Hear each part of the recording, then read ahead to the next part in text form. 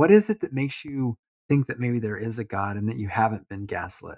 Well, nature is a big one for me. I spend a lot of time in the summer being like outside and sleeping outside and being under the stars and listening to nature and just seeing how beautiful the world works. There's so much destruction and pain and all sorts of suffering in this world.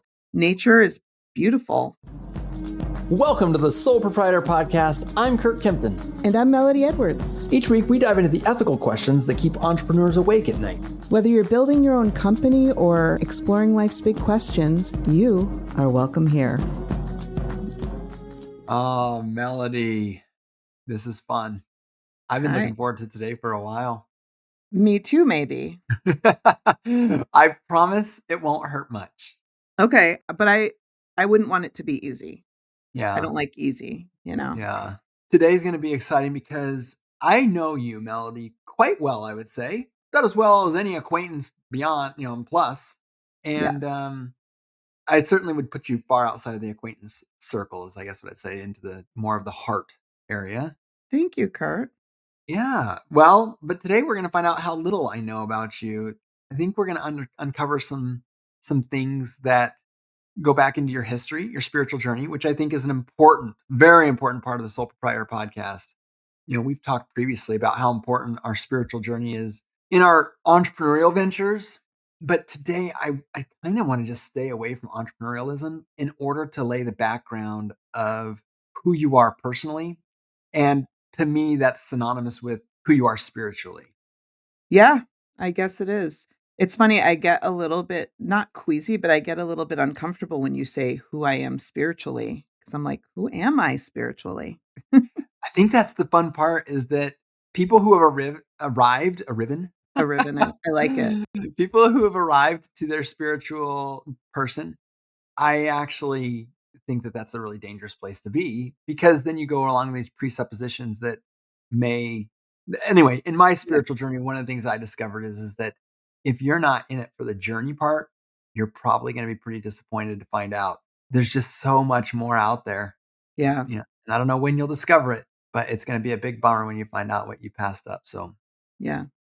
I actually am very comfortable with that. And I know it makes you a little queasy nervous, and I think that's good Yeah. because it'll be something to grapple with. But just to get into it, Melody, when we were talking, just you and me before, you had talked, the line that you said, and you've said this before to me too, is I'm an atheist or No, an never. agnostic. Nope, I've never said atheist or agnostic. What is the word? I'll tell you exactly what I said. I said, "I may not believe in God, but I'm definitely going to hell for it." Okay. Thank Yes. you. Thank you. And So it it's is more like, important. I may not believe in God, and I think I'm definitely going to hell for that, because it kind of So explains the duality of my thoughts. part of me wishes we could just edit that out, but I We actually think can, that's but no, I actually think it's better to leave it in because this is going to be the complexity of the conversation. Is yeah. Curt having his old frame as we're discovering sort of the reality of your spirituality in life. So the last part's the important part for I think this first part of the conversation is that you definitely think you're going to hell for it. Tell me a little bit about because that forces us to go back to the beginning. Yeah. And what is it that's ingrained in you? And how did it get ingrained in you in your early belief in God? Yeah. Well, I mean, I grew up in the church, whatever, there were many in the church. It was a lot of churches. So my parents were both born again Christians. I think my dad had absolutely no religion in his life ever when he was growing up. And my mom was raised a Catholic, but like, I wouldn't say a practicing Catholic. And so, but my mom did have an aunt who was very, very much charismatically Christian, born again. And somehow she was able to, I want to say, lure them into faith, but Okay. I Okay. I probably shouldn't, but I already did. But to bring them to Christ, as they would say, or something like that.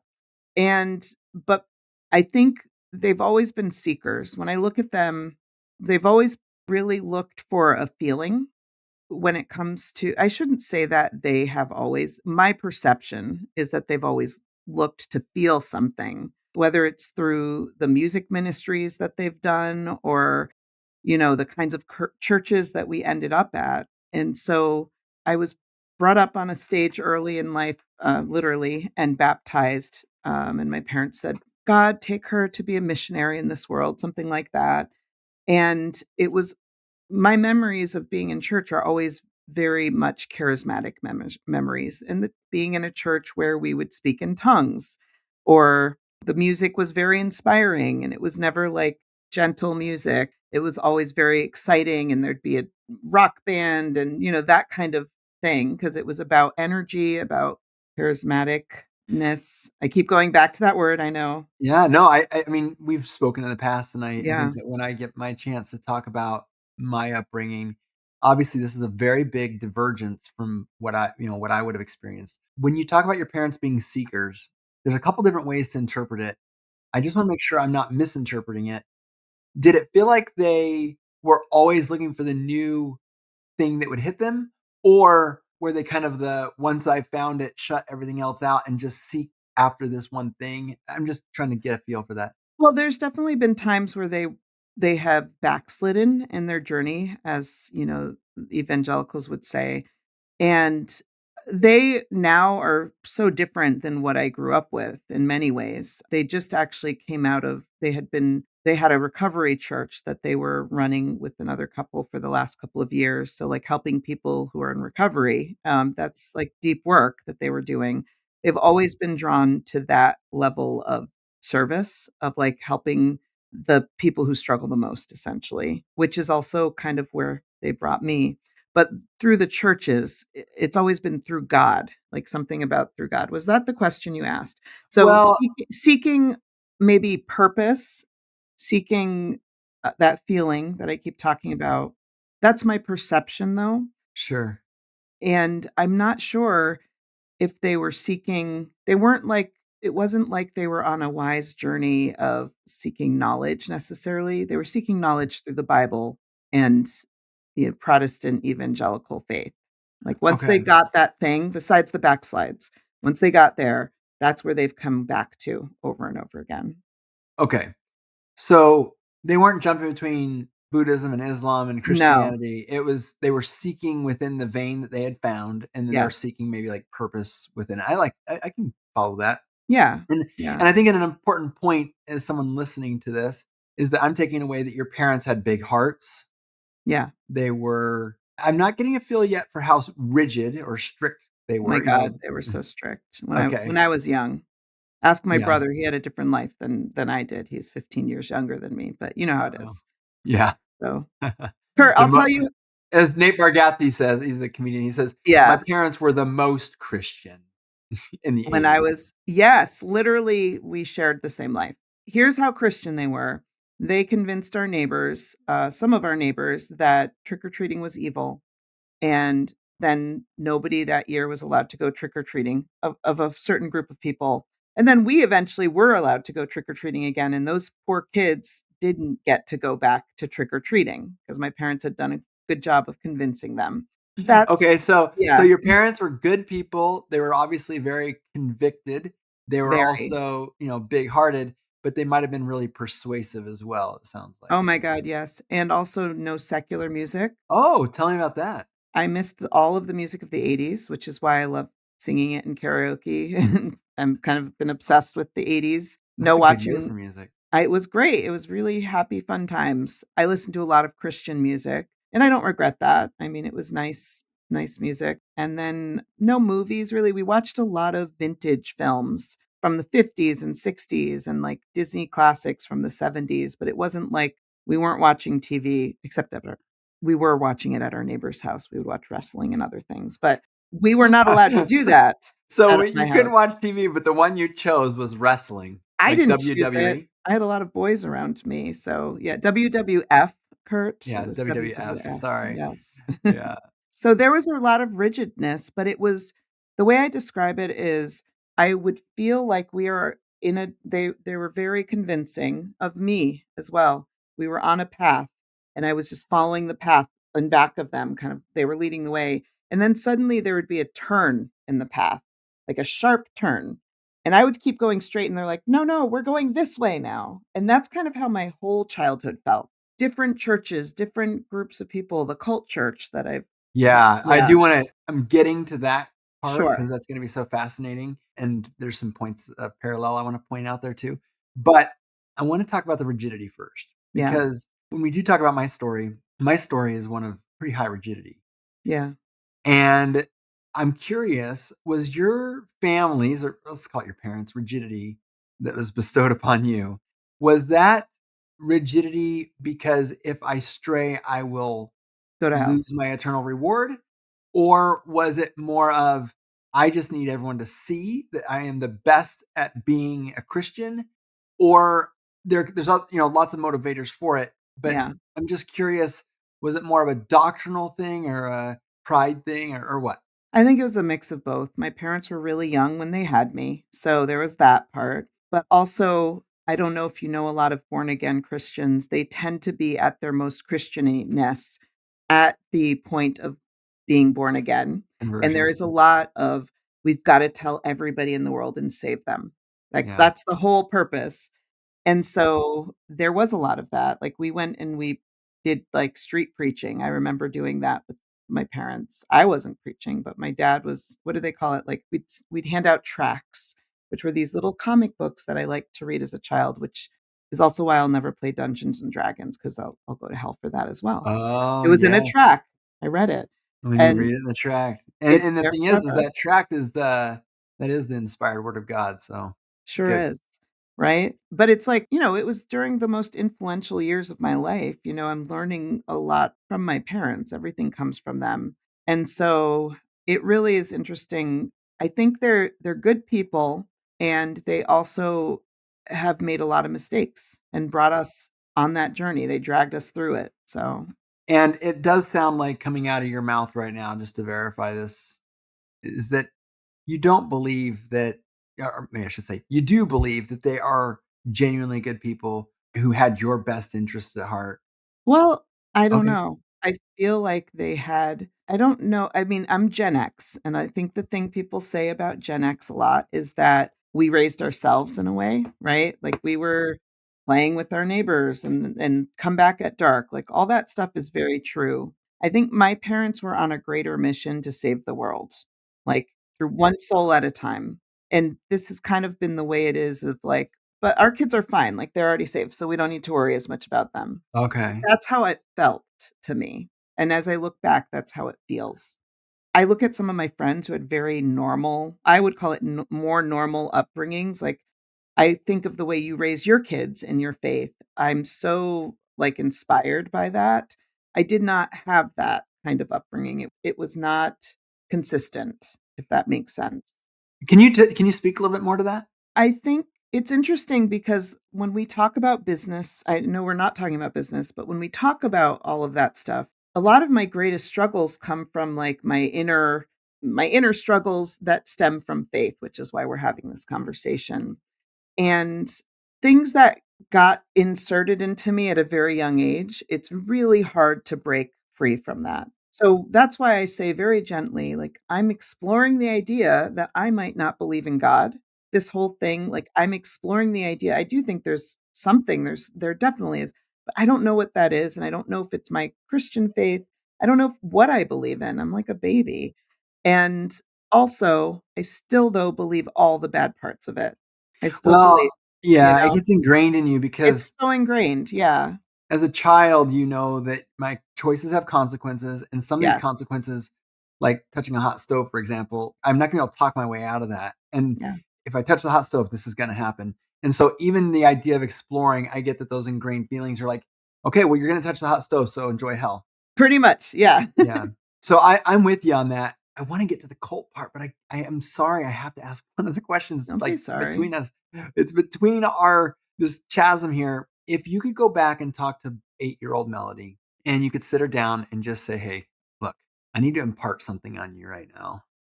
This is the one that's being ingrained. At 8 years old, previously to 8 years old, probably it's being ingrained, but I think 8 and on is where it really starts to firm up.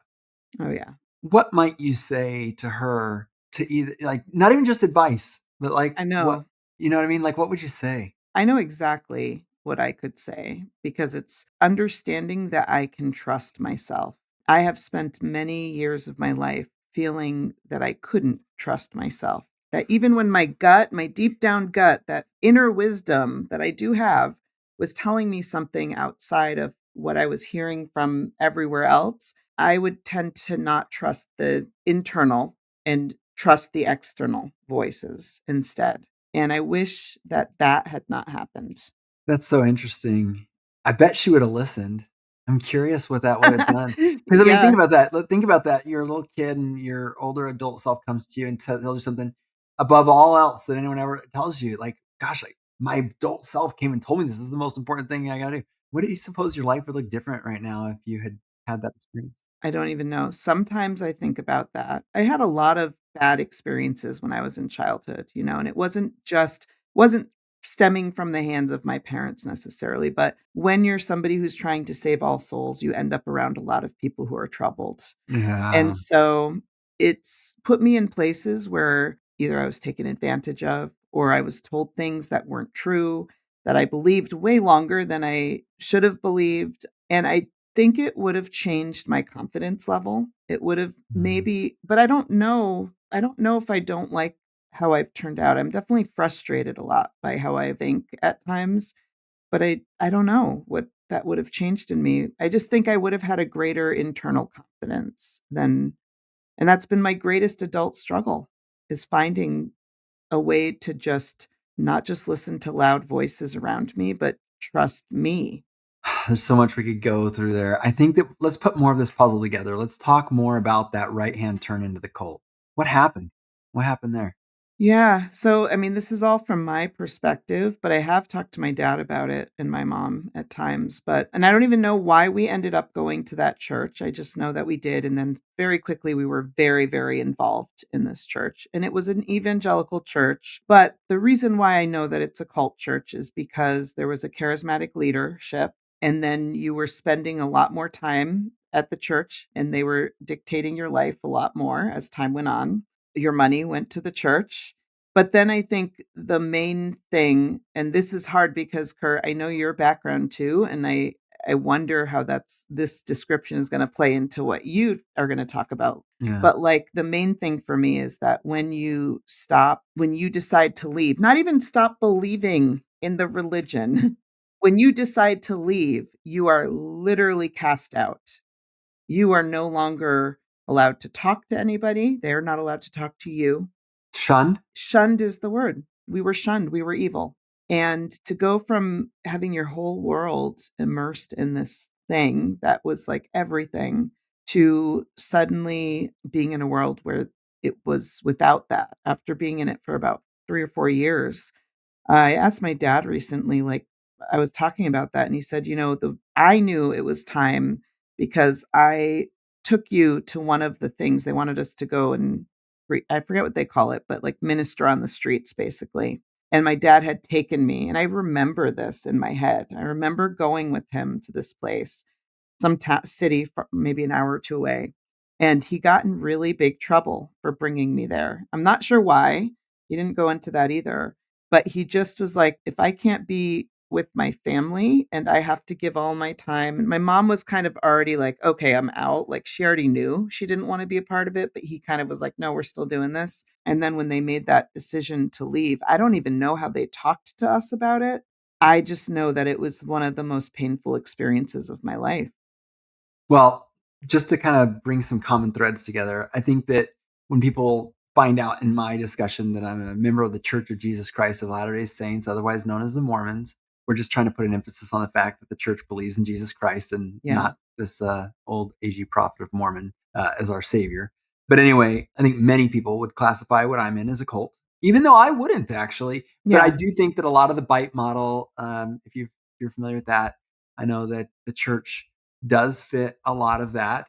However, I've always felt the freedom. No, I guess I wouldn't say I've always felt the freedom. I currently do feel the freedom that I could take it or leave it, and my life would change but not disintegrate. And I think that that's where cult gets really scary. Is that like I'm not here because I want to be. I'm here because if I leave, that's not an option that can keep my life. You lose everything if Yeah. you leave. Yeah. So that part of the bite model essentially is for me, I don't classify as a cult. The point I want to get across here though is that I don't think that's always been the case and I understand what you're saying and I think that that is a really important thing that I learned about in my marriage and in my relationships is that if you don't have the freedom to leave your marriage, the question is, are you really in your marriage? Yeah. And I think that your faith that could apply to, and your friendships it could apply Yeah. to, although friendships probably have a little bit well, no, I guess every friendship can be different. The point is that it's that ability to say, I could leave anytime I want, but I Yeah. choose to be here. I Yeah. think that that's just a really important key. And so you keep using the word cult, and I'm going with you on that. I don't know what. Oh, I'll tell you the other reason why I know it's a cult is because it has a support group, at least one on Facebook that I'm a member of with, thousands of people in it. So, and that could be the case for many things, but the stories that I've read there definitely they're not great. So, yeah, And I think you've gone to great lengths to not say the name of the organization, which is I think that's probably a good thing. I don't think people would really know it either, though. It's not one of, like, the popular cults. It's just like a Oh, normal just average cult, just an average you know? your Yeah, run of the mill cult. just run of the mill, yeah. So, let's talk a little bit then about kind of what it was like to come out of it. Because you said that your dad knew it was time. What did that look like, and did you guys lose everything, and what was Yeah, that like? we did. I mean, they lost all their friends. I lost pretty much all of my closest friends at the Except the ones time. that watched WWF, you still have Well, them? I grew up in, like, what are they called? A housing development. So I had friends outside of the church, but a lot of those people had come into the like, my parents, again, they're really good at convincing people, and so they were able to bring a lot of people in my neighborhood even to the church, but they were not the neighborhood people weren't as engaged, and so I didn't lose everybody in my life. It wasn't like we lived on a compound and we were all dressed the same way or anything like that. Yeah, yeah. But there was a huge emptiness after that. I mean, church had been if you go from having church all the time to having no church, that's like a big deal. That would be huge. Also, like, what do we believe if somebody's not telling us, in a church what to believe as the kid version of myself, right? Yeah, yeah. And so I remember my parents taking us to different churches to try to find another one that could fit for them, and we ended up at a church that we stayed at for a long time, and my parents still go to it years later, and it's very much what I would call a neutral kind of church, I guess I would say. Like, Oh, non-denominational? it's non-denominational, yes, and it's more focused on people, and it's gentler. It's gen I call the one that I would attend now, I go to a congregational church sometimes, and I call that Jesus Light because it's very like, "Come as you are welcome here," kind of thing. The other church, college church, I was just at the church. That was the one we were at long term, and I was just there for a memorial, but, like, that's my church family. If I think about because that's where I was during my adolescent, I did youth group, young life, all of that kind of stuff, and it really transformed me, but I didn't really fully ever feel like I was spiritually worthy or, like, I don't know. I never felt like what I saw other people feeling when it came to the confidence of knowing that they had a relationship with God and that So in Jesus. okay, I need to go just a tiny bit back. Your parents went in search of another church. Yeah. One of the common threads I've seen as people leave the Church of Jesus Christ of Latter-day Saints is that many people become atheist immediately. I was the most Christian. I was the hardest core Yeah. spiritual. And now I'm disillusioned. Yeah. Now everything's been taken away. Now this bad thing has happened. The knee jerk reaction, which is very surprising, didn't take place here. Obviously, it seems like their first instinct was we go from this church to searching for another one, where I feel like either a long sabbatical would be more common, but actually the most common, I would think, or that I've experienced is none at all. Can you tell me a Yeah. little bit about maybe were you even part of that decision-making process? Did you consider your own feelings in that? No. I don't feel like I think my parents might have said we didn't have to, but I also don't remember having the choice of where we were, but it was a lot gentler. It wasn't like it had been at the other churches, and I will say one of the interesting things and one of the reasons we might have ended up there is because I went to Christian school for 5 of my years growing up, or 5 of my grades, like 1st to 5th grade maybe, and, it was at the basement of that church. So I think that might be like a place where they were familiar. That church did a lot in the community, it helped a lot of people, it still does. So I have a lot of respect for that church. But church aside, Melody, like It's community. God is not doing what I need in this cult, and I'm gonna keep using that term only because I'm trying to, like, really frame, like, Yeah. I'm here and I'm solid and God is good and God will do anything I want, and then all of a sudden, like, you know what? This isn't what I thought it was. I'm gonna turn typically, as I'm throwing out the bathwater, out goes God, but it I doesn't think seem like that happened. But I think also you have to think about relational dynamics. So that was the thing that connects them and keeps them going, right? Like I said, my dad didn't grow up with any religion in his family, no spirituality. He was definitely atheist. His whole family was, and it was generational pain and trauma, like all throughout. And I think God is like the thing that binds them together as well. So the God was like that mortar that they Yeah. just knew that so we put the That's what mortar I around think. this. Yeah. Tell me when you started getting to sort of make your own decisions and, kind of moved out of the house. What was your God approach, on your own? What It's not that I've ever wanted to not believe. I think it would be really easy if I just didn't believe in or want to believe. I always felt like I was faking something, even throughout high school, junior high, all my youth groups. I just wanted to feel what I saw my parents feeling and what I saw other people feeling. I wanted to feel that thing. And also, I felt completely unworthy of whatever it was that they were feeling. And so I felt like a fraud, but I also have a I mean, I'm a good person. I know that. I did a lot of things, I did Young Life youth group. I was always involved in ministries, and I still continue to be even though I don't know what I believe in. I think the good things about religion and community and church and all of that, there's so many good things about it. But when I went off on my own, I didn't really have a mooring, and mostly I was scared of disappointing people. I would never have come out, even still, I could not come out and say, "I'm an atheist," or "I'm agnostic." That feels so scary to me because it sounds so definitive, and I don't like to make decisions, so Well, there might be something that we need to talk about there too, but that's yeah. cool. So when you say you have no mooring, you kinda just you had what the pattern that you'd already developed, and when you went off on your own, it was like, "I'm gonna keep doing this for now." I want to believe Evangelical. in this thing, but, I moved to Morocco when I was 19 or 20. I was traveling around the world when I was pretty young. I knew that I wanted the world to me was magical, and I wanted to know it.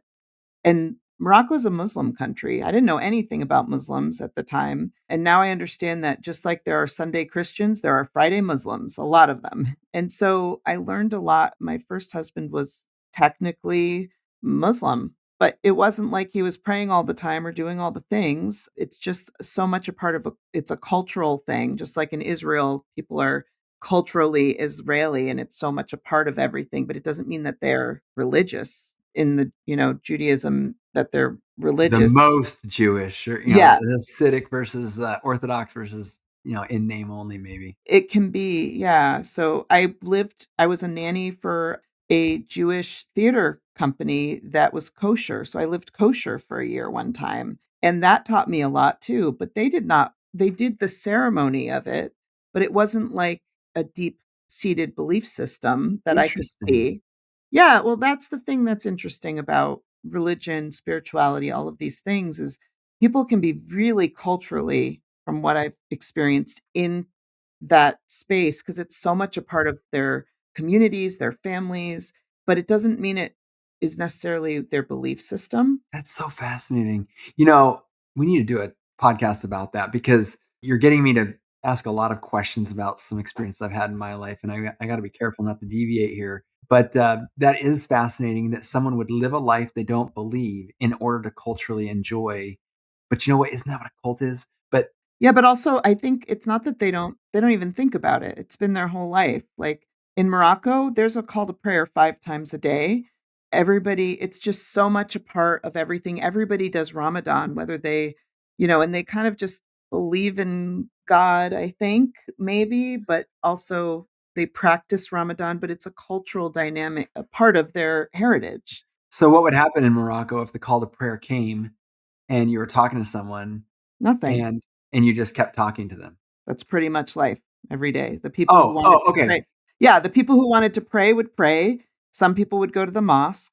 You know how Christians go to church on Sunday or Saturday if they're Catholic or whatever? They go on Fridays. They would go to the mosque. So Yeah. you're basically given these opportunities to constantly sort of say where you're at on it. Like, yeah, I'm gonna do all the stuff, but like this whole call to prayer thing, you're gonna obviously see I am just not that I'm not that Muslim. Yeah, kind of, but I don't think they think about it like that. It's my looking as an observer and living with people who were Muslim. That's what I was seeing. So that's why call them Friday Muslims. Because sometimes they would go to the mosque on Friday, sometimes they don't go at all. But, it's all people have all different things, but we don't have that cultural thing in America. We don't have a cultural call to prayer, you know, Not a thread like that, like a thread that there's everyone can no grab onto. Yeah. Yeah, we have, so many different things here, so it's such a different experience for us. But here's what I know. I grew up in a housing development. Community was very important there, right? There's no choice. You're surrounded by people. Church, surrounded by people. It's all about community. And now I am a community builder. Like, this has been such an ingrained part of my life.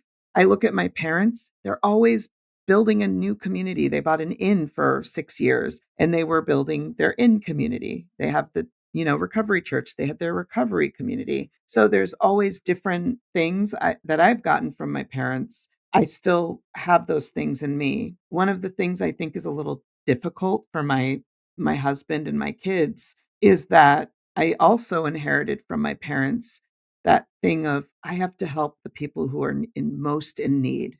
So that brings a lot of chaos into our life. My husband does not have that same way of living, and so he's adapted, and he's a healthy boundary for me. But, like, there have been plenty of times when I have been like, "But they need me," while kind of being like, "You guys are okay. You're fine.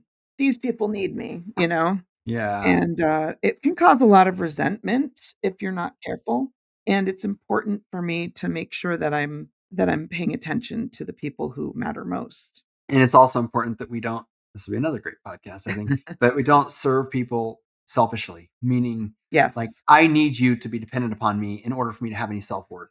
And I don't think and it's interesting because I overthink this a lot, but what I think it is I'm not a fair weather friend.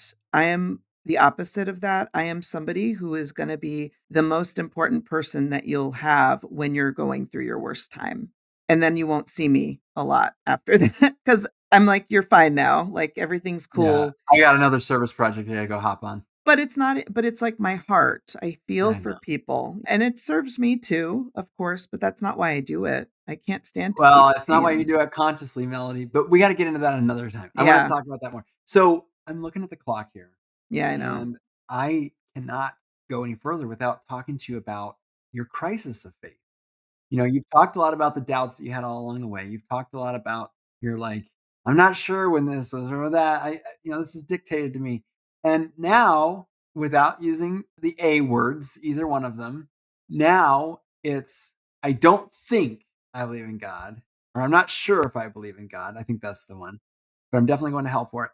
Tell me a little bit about your conclusion and how you got there, because obviously it's a journey and you're not concluding, but you No. are definitely at a place right now that I think probably there's some pressure built up.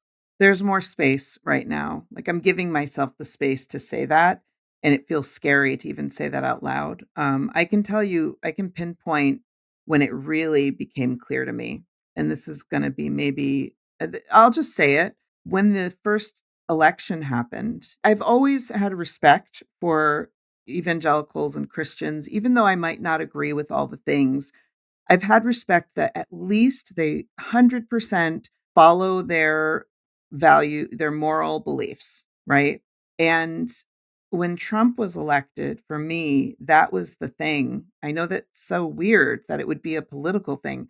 That was the thing that really did it for me. That made me think, because I saw a lot of people who had taught me to believe, all of the whole point of evangelical world is like, you can't get a divorce because God doesn't want divorces. God doesn't want all of these like values that had been instilled in me. Don't lie, don't cheat, don't, treat people with respect, be good to people.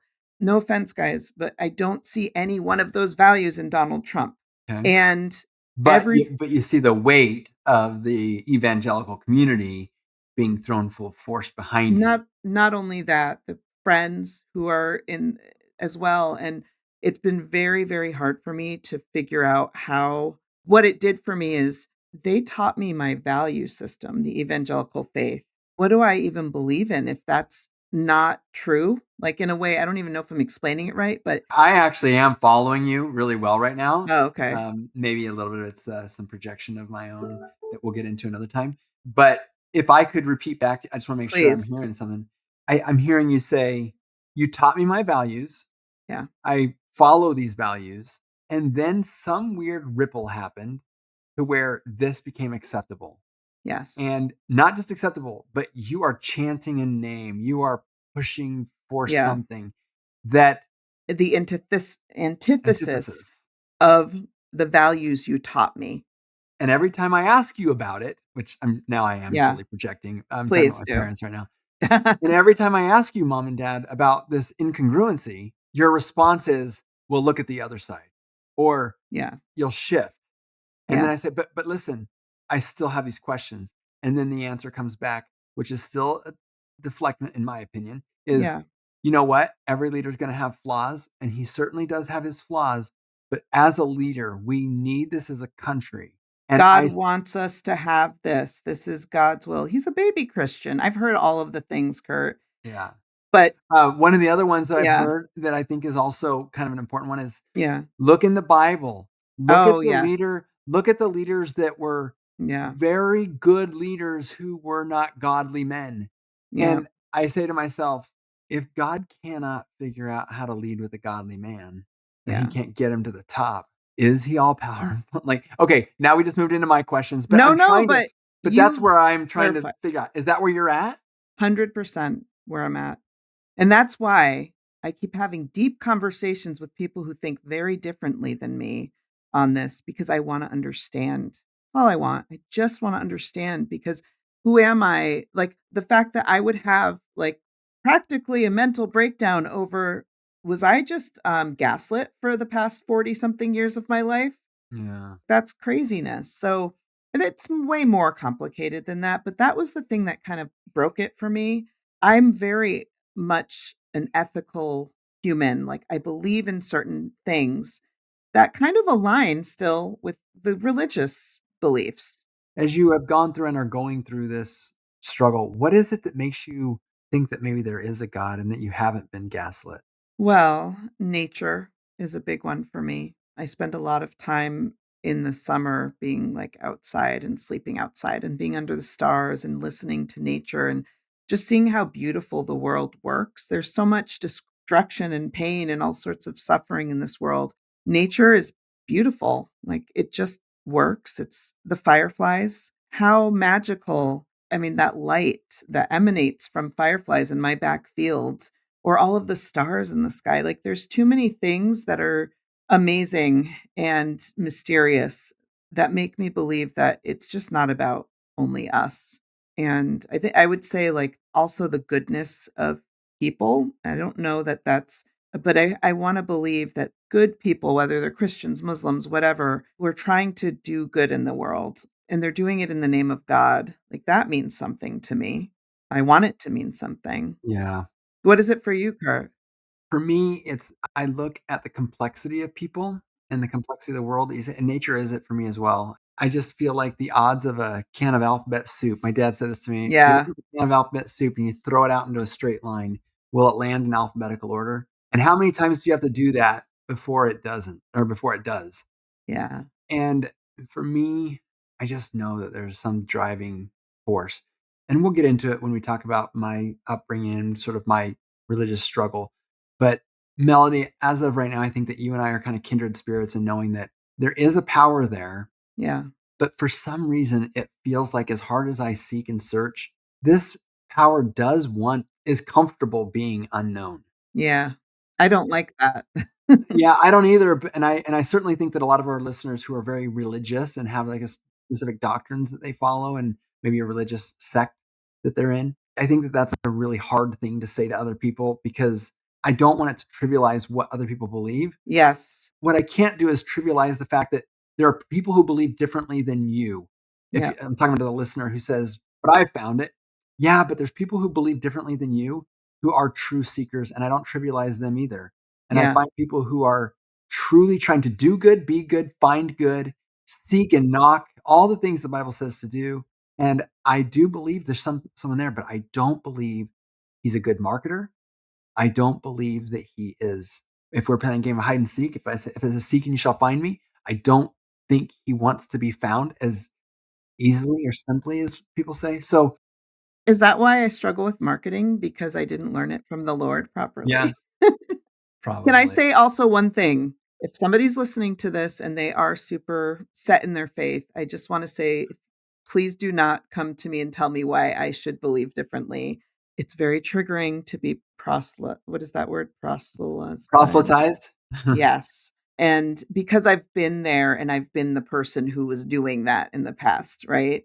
So, I just love having conversations like this with anybody though. Like, I don't mind just having open conversations like this. It's amazing and very freeing, and I appreciate you I for appreciate you, that. Melody. Thank you so much for your time today. I am very much looking forward to our next conversation where we can Yes. dig in a little bit more on maybe the other side of our podcast coin here.